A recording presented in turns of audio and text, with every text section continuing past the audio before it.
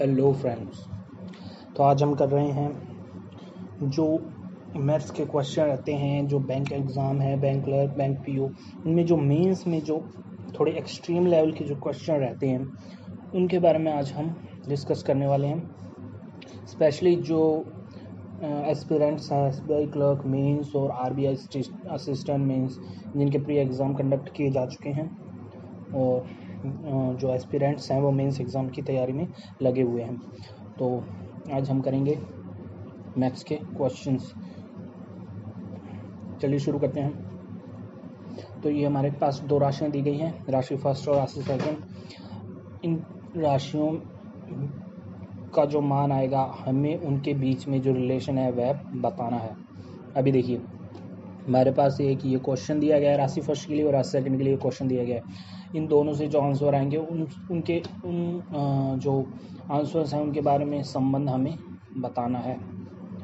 तो चलिए हमारा जो पहली राशि है उसके बारे में क्या दिया गया है। एक बर्तन में 3:2 के अनुपात में दूध और पानी का अनुपात 60 है। देखिए हमारे पास कुल जो मात्रा दी गई है 60 और उनका अनुपात है 3:2, यानी कि कुल रेशियो है 5। तो एक रेशियो की वैल्यू हमारे पास आ गई 60 बाई 5 12, यानी कि जो दूध की मात्रा है वह है 36 और जो पानी की मात्रा है वह हमारे पास 24। अब यदि 6 लीटर दूध निकाला जाता है और 8 लीटर पानी, दूध निकाला गया 6 लीटर तो रह गया दूध 30 और पानी डाला गया 8 लीटर, यानी कि हो गया दूध 32। अभी देखिए कुल मिश्रण की मात्रा हो गई 62। तो हमें दूध की मात्रा, मिश्रण की कुल मात्रा कितना % है यह पूछा गया है। दूध की जो मात्रा है वह है 30 और जो कुल मात्रा है उसका कितना % है। आप देखिए 30 जो है इसका दुगुना रहेगा 60 और हमारे पास कुल मिश्रण की मात्रा है 62 का 50% वह रहेगा 31 और हमारे पास जो है 30 की वैल्यू हमें निकालनी है। 30 लगभग 50% हो गया 62 का, लगभग 50%। 50 से थोड़ा कम ही रहेगा क्योंकि 31 जो है वह है 62 का 50%, लेकिन हमारे पास दूध की मात्रा है 30 यानी कि 50 से थोड़ा सा कम। तो हमें एग्जैक्ट वैल्यू नहीं निकालनी है क्योंकि हमें केवल तुलना करनी है। एक नाव द्वारा 20 घंटे में धारा के साथ कुल दूरी तय करती है।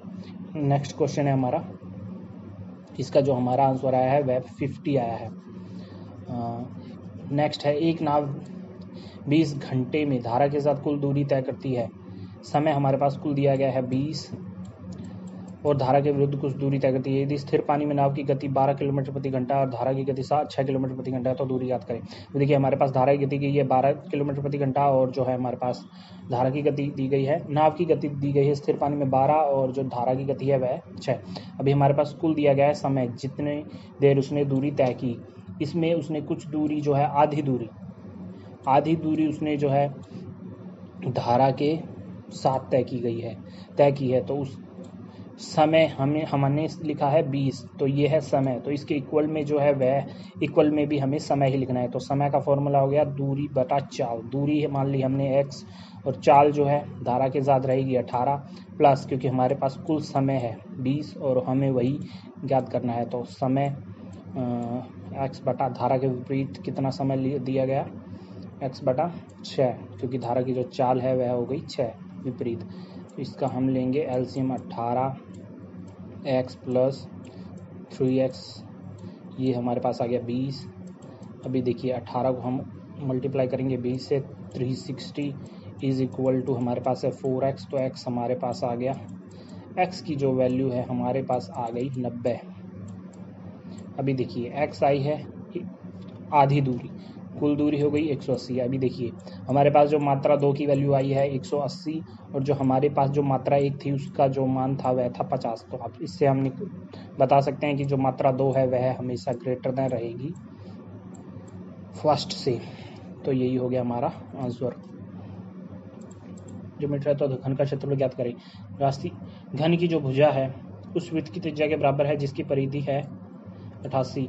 अगर आपको सीधा याद है तो आप सीधा भी कर सकते हैं, नहीं तो आप फॉर्मूला लगाएंगे 2πr हमें दिया गया 88, यहाँ से हम निकाल लेंगे r जो आएगा हमारे पास 88, पाई को हम नीचे लेकर जाएंगे 22/7 ऊपर जाएगा, 2 नीचे जाएगा, यहाँ पर आ गया 44 2 88 और 2 7 14। हमारे पास r की जो वैल्यू आ गई 14 अब वृत्त की त्रिज्या के घन की भुजा बराबर है। घन की भुजा आ गई हमारे पास 14 और 14 की जो स्क्वायर रहेगी वह रहेगी 96 196। तो जो हमारे पास रुकी हाँ, तो घन का क्षेत्रफल हमें निकालना है। अभी देखिए घन के जो एक फलक है उसका जो क्षेत्रफल आया 196, क्योंकि उनके जितने भी फलक हैं उनकी जो भुजाएं हैं वह 14 ही रहेंगी। एक फलक की आई हमारे पास में 196, इसको हम 6 से मल्टीप्लाई करेंगे, क्योंकि जो घन है उसकी 6 फलकें रहती हैं, तो इसको 6 से मल्टीप्लाई करेंगे।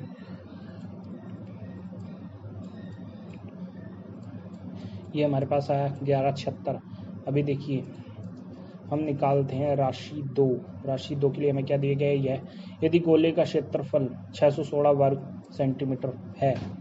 अभी देखिए हमारे पास गोले का क्षेत्रफल दिया गया है 616, 4/3 पाई आर क्यू की हमारे पास सॉरी ये हमारे पास गोले का आयतन नहीं, गोले का क्षेत्रफल दिया गया है, यानी कि गोले का पृष्ठीय क्षेत्रफल दिया गया है। इसको नॉर्मली क्षेत्रफल नहीं, इसको पृष्ठीय क्षेत्रफल बोला जाता है। तो गोले का जो पृष्ठीय क्षेत्रफल रहेगा वह रहेगा 4 pi r square is equal to 616, या हम इसको कह सकते हैं कि पाई आर स्क्वायर का 4 गुना है ये। तो पाई आर स्क्वायर हमारे पास आ गया 4 एकम 4 4 20 4 चौके 16 156। देखिए जिसका क्षेत्रफल 154 रहेगा उसकी त्रिज्या जो रहेगी वह रहेगी 7, अगर आपको डायरेक्टली याद है। तो हमारे पास जो गोले की जो त्रिज्या है वह आ गई 7 आ गई हमारे पास गोले की त्रिज्या। अभी देखिए हमें क्या दिया गया कि गोले की त्रिज्या शंकु की त्रिज्या का अनुपात 1:2 दिया गया है। तो शंकु की त्रिज्या हमारे पास आ गई 14 और शंकु की तिरछी ऊंचाई हमें दी गई है 32।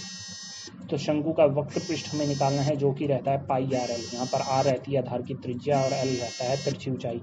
तो हमें निकालना है शंकु का पृष्ठीय क्षेत्रफल पाई आर हमने निकाला है 14 और जो हमारे पास तिरछी ऊंचाई दी गई है वह दी गई है 32। इसको हम लिख 2 और ये हो गया हमारे पास 44 × 32। इसको अगर हम करेंगे तो मल्टीप्लाई करेंगे इसको हम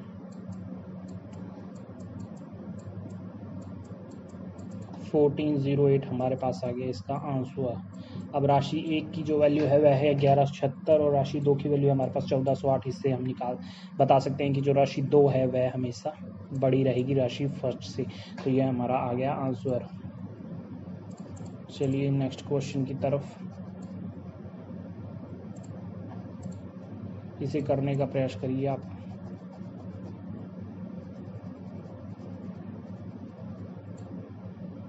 देखिए ए और बी सी क्रमशः 10 और 15 दिन में काम पूरा कर सकते हैं। अभी हम इसका एलसीएम या फिर कोई ऐसा वैल्यू देखेंगे जो इन तीनों से भाग दिया जा सके, यानी कि यदि हम माने 30 काम 10 से और 15 तीनों से इसका मान जो है यह भाज्य है।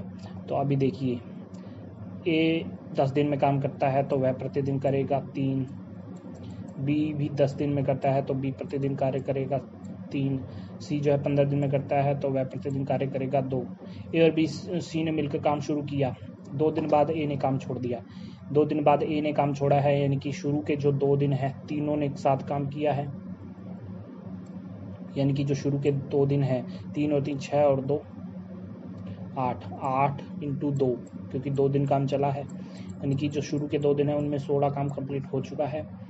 और क्या दिया गया है 2 दिन बाद ए ने काम छोड़ दिया और बी ने काम पूरा होने से 2 दिन पहले छोड़ दिया। अभी देखिए ए काम छोड़ चुका है, बी ने काम पूरा होने के 2 दिन पहले छोड़ दिया और काम पूरा होने के आखिरी के जो 2 दिन थे, यानी कि उन 2 दिनों में केवल सी ने कार्य किया है।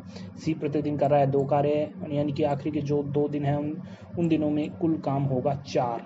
16 हमारा शुरुआती 2 दिनों में हो चुका है, 4 हमारा आखिरी 2 दिनों में हो चुका है, यानी कि हमारे पास कंप्लीट हो गए 4 दिन और काम हो गया कुल 20। अब बचा है शेष काम 10। अब यह 10 काम किसने साथ में किया, बी और सी ने, क्योंकि ए शुरू में 2 दिन के बाद छोड़ चुका था। बी और सी ने कुल काम 10 किया है। बी और सी प्रतिदिन काम करते हैं 5 तो कुल काम है 10, तो यानी कि बी और सी ने मिलकर काम किया था 2 दिन। तो अभी देखिए ए बी सी ने 2 दिन काम मिलकर किया, आखिरी के 2 दिन सी ने काम किया और बीच के 2 दिन बी और सी ने काम किया, यानी कि कुल काम जो है वह 6 दिनों में कंप्लीट हुआ, यानी कि राशि 1 जो है हमारे पास आई है 6। राशि 2 अब हम निकालेंगे। देखिए, ए काम को 9 दिनों में पूरा कर सकता है, बी और सी एक साथ 12 दिनों में पूरा कर सकते हैं। हमने मान लिया काम 72। ए काम 9 दिनों में कर सकता है तो प्रतिदिन वह कार्य करता है 8। बी और सी, बी प्लस सी जो है प्रतिदिन काम करेंगे 12 72 6 काम। यदि ए ने अकेले काम शुरू किया और 3 दिन बाद बी और सी उसके से, यानी कि शुरू के जो 3 दिन हैं उन 3 दिनों में केवल ए ने काम किया है, यानी कि शुरू के जो 3 दिन हैं उनमें काम हुआ है 24, यानी कि शेष काम बचा है 48। जो 48 है उन 3 दिनों के बाद बी और सी भी शामिल हो गए, यानी कि कुल काम होने लगा 8 और 6 14 रोज। तो कितने काम दिनों काम शेष था 48 और प्रतिदिन काम होने लगा 14। तो कितने दिनों में काम हुआ? 14 3 42 और 3/7, 3 सही 3/7 दिनों में काम पूरा हुआ। शुरुआत के 3 दिन प्लस आखिरी के 3, यानी कि कुल मिलाकर दिन लगे 6 सही 3/7। अभी देखिए, राशि 1 की वैल्यू हमारे पास आई थी 6 और राशि 2 की वैल्यू हमारे पास आई है 6 सही 3/7। अब हम इससे बता सकते हैं कि जो राशि 2 है वह हमेशा राशि 1 से बड़ी है।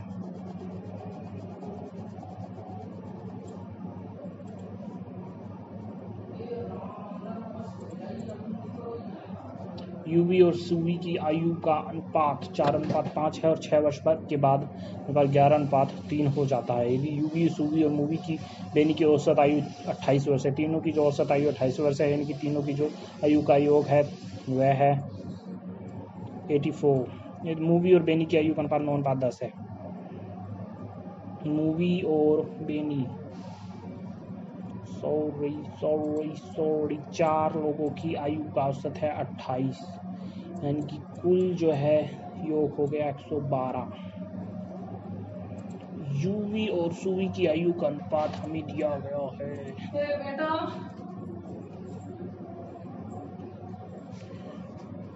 4:5। UV plus UV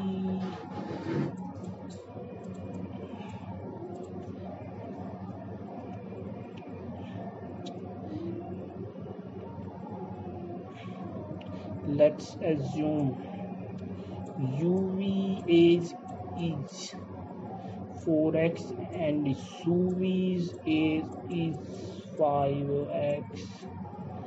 4x plus after 6 years it become 11:13 and 4x plus 6 and 5x plus 13 is equal to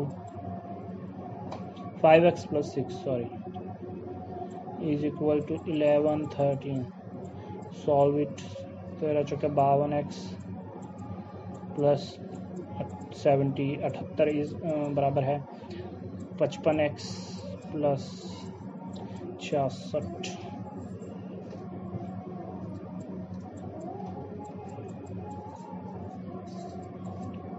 then x is equal to 4,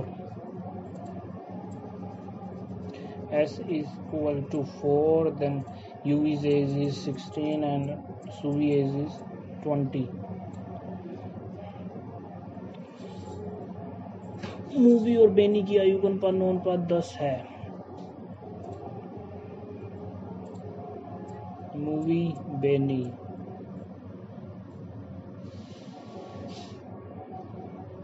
9y and 10y assumed. Now see 16 and 20,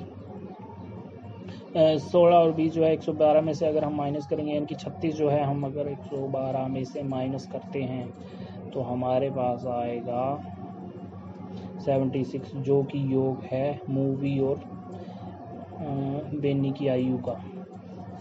और इनका अनुपात जो है हमारे पास 9:10, यानी कि हमारे पास जो 19 अनुपात की वैल्यू जो है वह है 76। तो हमारे पास एक रेशियो की वैल्यू आ गई 19/76, यानी कि 4×36। मूवी की आयु हमारे पास आ गई 36 और 4×40 बेनी की आयु हमारे पास आ गई 40। देखिए फिर 4 साल बाद मूवी की आयु क्या होगी? अभी है मूवी की आयु 36, 4 साल बाद मूवी की आयु होगी 40। यह हो गया हमारा आंसर। यह हो गई राशि फर्स्ट की वैल्यू 40। राशि सेकंड, गीता की उम्र दीपा से 5 साल बड़ी है। यदि दीपा और प्रभा की आयु का अनुपात, Deepa and Prabha, let's assume 7x and 5x, और Prabha Deepa and Geeta age is 7x plus 5, और प्रभा और पावी की आयु का अनुपात 5x, 5x और 6x। नाउ सी, आप देखिए दीपा और प्रभा के अनुपात 7:5 है, और प्रभा और पावी की आयु के अनुपात 5:6 है, यानी कि 5 प्रभा की आयु इसमें भी 6 ही रेशियो है, इसमें भी 6 ही रेशियो है, यानी इन तीनों की आयु का जो अनुपात हो जाएगा 7:5:6 हो जाएगा। दीपा, प्रभा और पावी, यानी कि पावी की जो आयु आ जाएगी इससे 6x, और दीपा, प्रभा और पावी की औसत आयु हमें दी गई है 30 वर्ष, यानी कि इन तीनों की आयु का योग रहेगा 90 है हमारे पास। 7 और 5 12 और 6 18 रेशियो की वैल्यू, तो एक रेशियो की वैल्यू हमारे पास आई 5, यानी x की वैल्यू हमारे पास आ गई 5।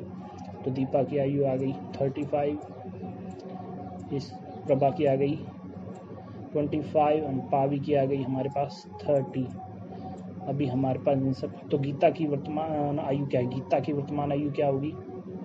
गीता की जो वर्तमान आयु है वह है 7x प्लस 5x था हमारे पास 5, 35 प्लस 5 यानी कि 40 हमारे पास आ गई गीता की आयु। अभी देखिए हमारे पास गीता की आयु है 40, और हमारे पास जो राशि फर्स्ट आई थी उसका भी मान था 40, यानी कि जो राशि फर्स्ट और राशि सेकंड जो है वह आ गई इक्वल। तो यही हो गया हमारा आंसर, जो दोनों राशियां हैं वह दोनों बराबर हैं।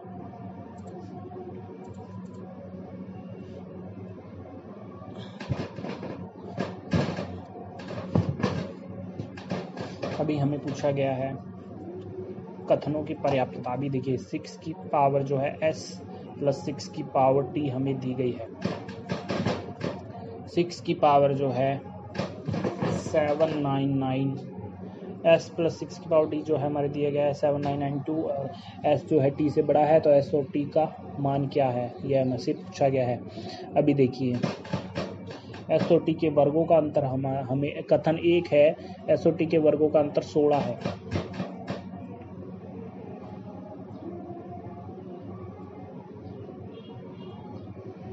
और साथ ही में हमें कथन 2 दिया गया है। कथन 1 से हम इतना कुछ नहीं निकाल पा रहे हैं, तो कथन 2 पे हम चलते हैं। 9261 की पावर दी गई है 1/t, यह है 21 के। अभी देखिए यहाँ पर हमें दिया गया है 9261,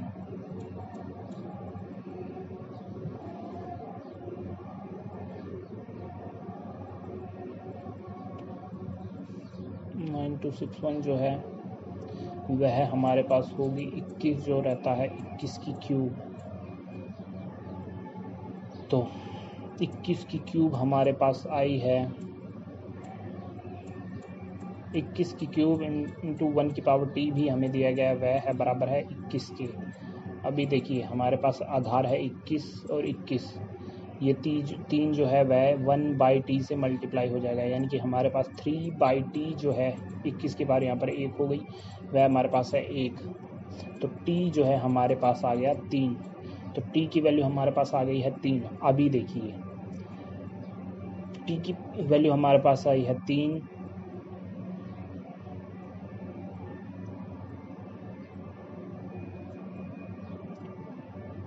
अभी देखिए जो हमारे पास 2 कथन है, 21 की वैल्यू t की वैल्यू हमारे पास आ चुकी है। अब जो हमारे पास जो क्वेश्चन दिया गया था, कथन नहीं क्वेश्चन, 6 की पावर s प्लस 6 की पावर t, वह हमें दिया गया है 7992। अभी देखिए हमारे पास t की वैल्यू तो आ ही चुकी है 3।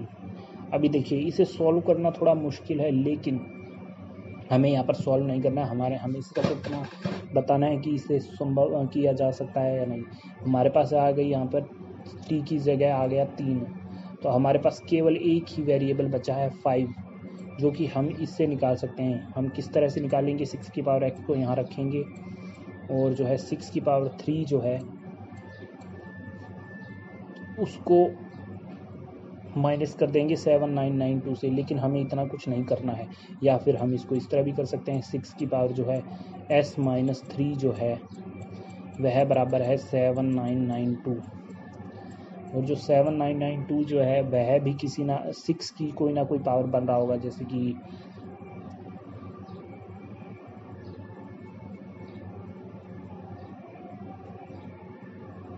देखिए 6 की पावर 5 जो है वह रहेगा 7992, तो हमारे पास s-3 जो आ गया वह आ गया 6 की पावर 5, सॉरी वह हमारे पास आ गया 5 के बराबर। तो s की हमारे पास आ गई यहाँ पर 8, हमारे पास x की जो है वैल्यू आ गई 8, यानी कि इससे हमें ये पता लग रहा है कि केवल कथन 2 से हम इस क्वेश्चन का आंसर निकाल सकते हैं, कथन 1 की हमें आवश्यकता नहीं है। तो इसका आंसर जो आया कथन 2 इस प्रश्न का उत्तर देने के लिए पर्याप्त है। चलिए नेक्स्ट क्वेश्चन, ट्रेन ए की गति क्या है, ट्रेन बी की गति पूछी गई है। अभी हम कथन 1 से निकालने का प्रयास करेंगे। ट्रेन ए की एक ही दिशा में चल रही 30 मीटर लंबी ट्रेन बी को 30 सेकंड में, अभी देखिए इसमें 2 ट्रेनें आ गई हैं, बी को 30 सेकंड में पार करती है। अभी ये दोनों ट्रेनें जो हैं एक ही दिशा में चल रही हैं और 30 मीटर लंबी दूसरी ट्रेन की लंबाई दी गई है, लेकिन पहली ट्रेन की लंबाई हमें नहीं पता है। बी को 30 सेकंड में पार करती है और ट्रेन ए 28 सेकंड में।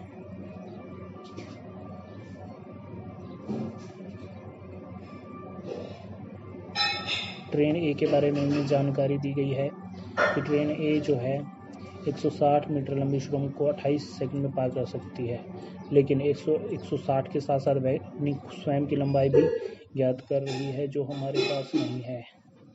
तो शांति,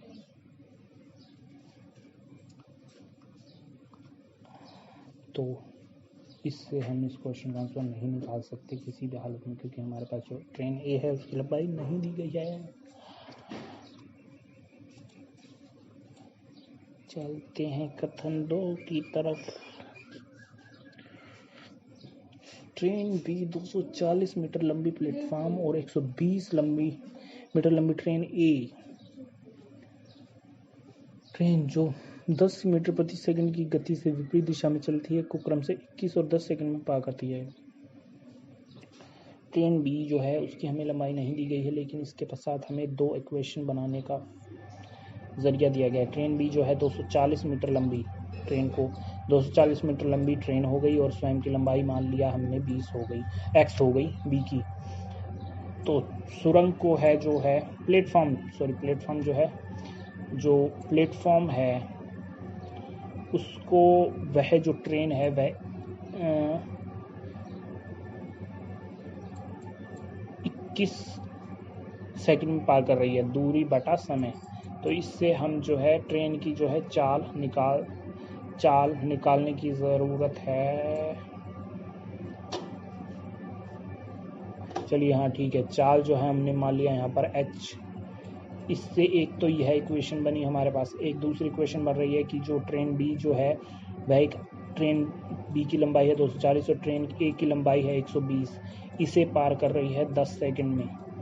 तो यह भी इसी की चाल नहीं रहेगी, यह इसके बराबर हम लिखेंगे h प्लस 10, क्योंकि यह विपरीत दिशा में जा रही है, इसलिए चालों का योग किया जाएगा। तो इससे हमारे पास h आएगा, यह हो गया 360/10 माइनस h जो है वह भी माइनस हो जाएगा, ये होगा हमारे पास -10। तो यानी कि हमारे पास आ गया 36 - 10, यानी कि हमारे पास जो है h की वैल्यू आ गई 26 मीटर प्रति सेकंड, यानी ट्रेन ए की जो चाल है वह आ गई 26। हमें पूछा गया था ट्रेन बी की गति, ट्रेन बी की जो गति है,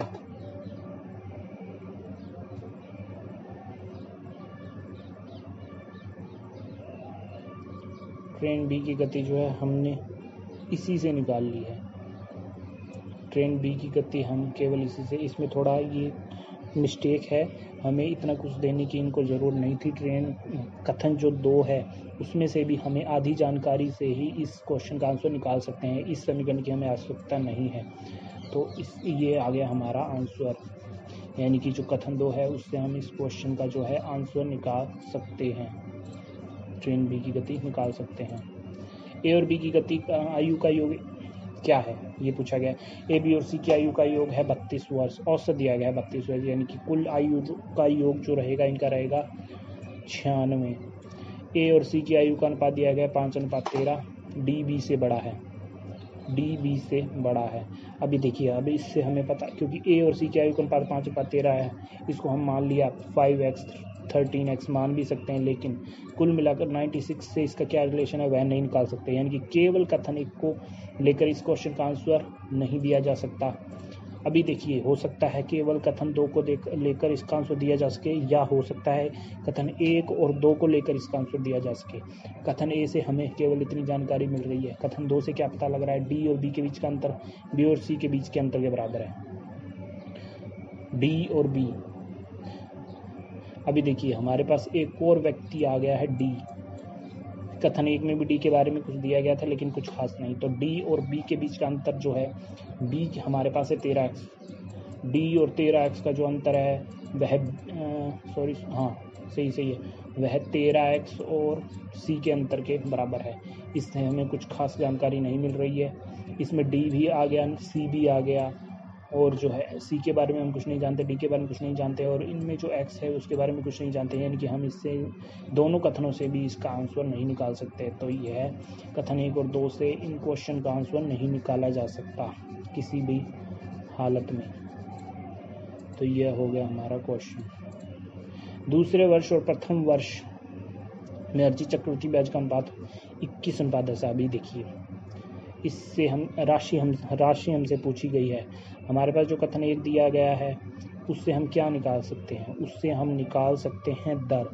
देखिए, प्रथम वर्ष में जो अर्जित ब्याज है वह है 10, दूसरे वर्ष में अर्जित ब्याज दिया गया है 21, जो कि चक्रवृद्धि ब्याज है, क्योंकि प्रथम वर्ष में चक्रवृद्धि और साधारण ब्याज सेम ही रहते हैं। दूसरे वर्ष में साधारण ब्याज हो जाएगा 20, लेकिन जो दूसरे वर्ष में है इस 10 पे इसकी दर का जितना प्रतिशत रहेगा वह भी लगेगा, यानी कि हमारे पास क्या आया कि जो दूसरे वर्ष जो 10 ब्याज जुड़ा है उस 10 का कितना % जुड़े कि कुल मिलाकर 2 वर्षों का ब्याज 21 हो जाए, यानी कि 10 का 10% जुड़ा है, तभी एक प्लस जुड़ा है। 20 तो हो गया साधारण ब्याज 2 वर्षों का, प्लस एक और जुड़ा है, और एक वह क्या है, इस 10 का 10%, यानी कि हमारे पास जो है दर आ गई 10%।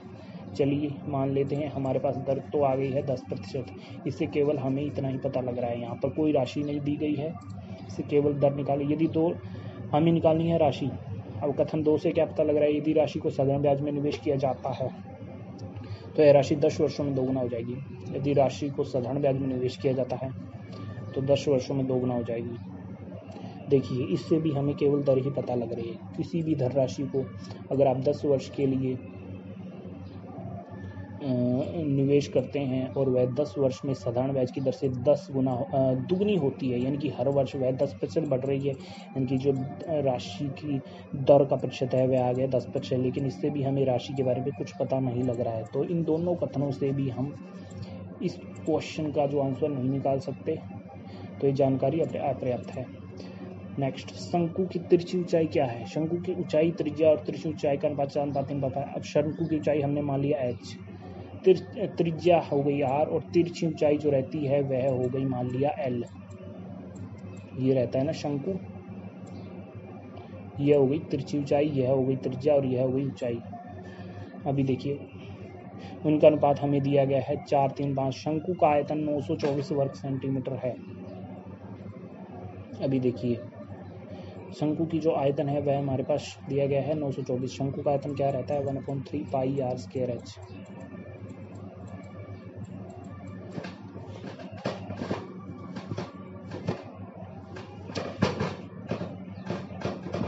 तो वो हमें दिया गया है 924। अभी देखिए इससे क्या निकाल सकते हैं, 1/3 को हम 3 से मल्टीप्लाई करेंगे यहाँ पर,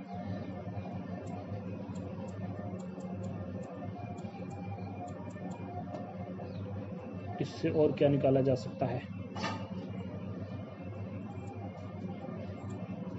पाई।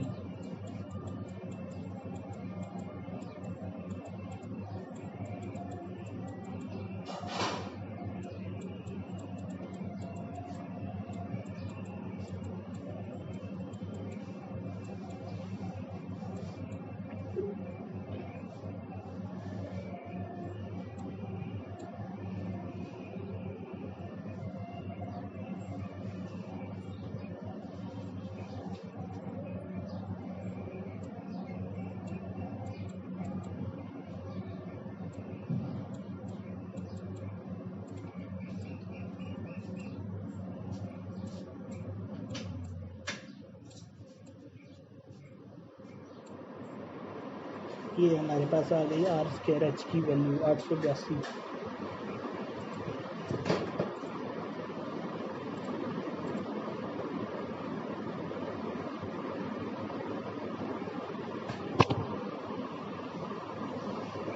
अभी देखिए हमारे पास r² h की वैल्यू आ गई 882 और इनकी वैल्यू थी 4x 3x 5x, यानी कि हमारे पास 4x into 4x into 3x, sorry 3x into 3x into 4x की वैल्यू 2 बार r और 1 बार 4, यानी कि वह हमारे पास आ गई 3x into 3x into 4x। इसकी वैल्यू हमारे पास है 882।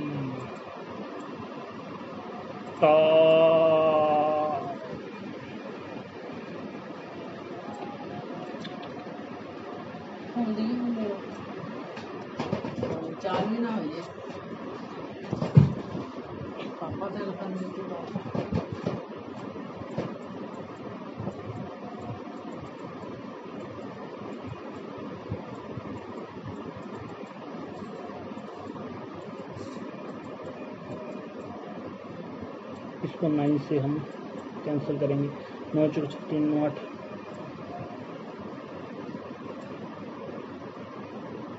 चलिए देखिए हमें इसमें आंसर नहीं निकालना है, यह आंसर जो रहेगा वो आएगा दशमलव के अंदर, लेकिन हम इससे x की वैल्यू निकाल सकते हैं। x भले क्यूब बने चाहे ना बने, पॉइंट्स में यानी दशमलव में बने तो भी इससे हम x की वैल्यू निकाल सकते हैं। और x की वैल्यू अगर हमारे पास आती है तो हम 4x 3x 5x सब की वैल्यू निकाल सकते हैं। ये ध्यान रखना है, हमें एग्ज़ाम में जो है टाइम वेस्ट नहीं करना है, हम x की वैल्यू निकाल सकते हैं, यानी कि इन तीनों की ऊंचाई, त्रिज्या और तिरछी ऊंचाई की वैल्यू निकाल सकते हैं। तो हमने पूछी गई तिरछी ऊंचाई, तो तिरछी ऊंचाई 5x हम निकाल सकते हैं, हमें केवल इतना याद रखना है। तो जो कथन 1 है उससे हम जो है इसका मान जो है आंसर जो है निकाल सकते हैं।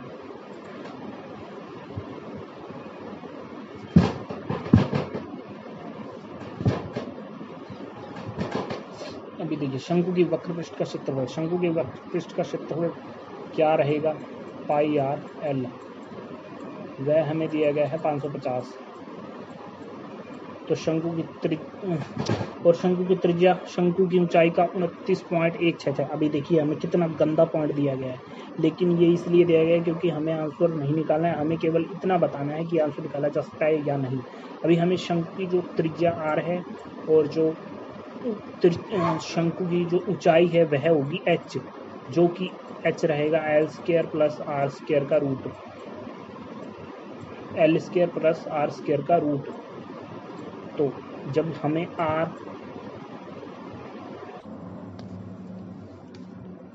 हेलो फ्रेंड्स, तो आज हम कर रहे हैं जो मैथ्स के क्वेश्चन रहते हैं, जो बैंक एग्ज़ाम है, बैंक क्लर्क, बैंक पीओ, उनमें जो मेंस में जो थोड़े एक्सट्रीम लेवल के जो क्वेश्चन रहते हैं उनके बारे में आज हम डिस्कस करने वाले हैं। स्पेशली जो एस्पिरेंट्स हैं एसबीआई क्लर्क मेंस और आरबीआई असिस्टेंट मेंस, जिनके प्री एग्ज़ाम कंडक्ट किए जा चुके हैं और जो एस्पिरेंट्स हैं वो मेंस एग्ज़ाम की तैयारी में लगे हुए हैं। तो आज हम करेंगे मैथ्स के क्वेश्चंस।